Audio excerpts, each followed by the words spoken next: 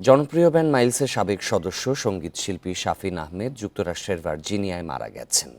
বাংলাদেশ সময় সকাল 6টা 50 দিকে তিনি মারা যান বলে জানা গেছে।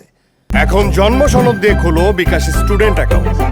নিজের বিকাশ নিজে কর। মৃত্যুকালে তার বয়স হয়েছিল 63 বছর। 1979 সালে মাইলস ব্যান্ড দল গঠনের পর এতে যোগ দেন শাফিন আহমেদ ও তার বড় ভাই হামিন আহমেদ। শুরুতে দলটি ইংরেজি গানের অ্যালবাম প্রকাশ করে। পরে 1991 সালে বের হয় মাইলসের প্রথম বাংলা অ্যালবাম প্রতিশ্রুতি।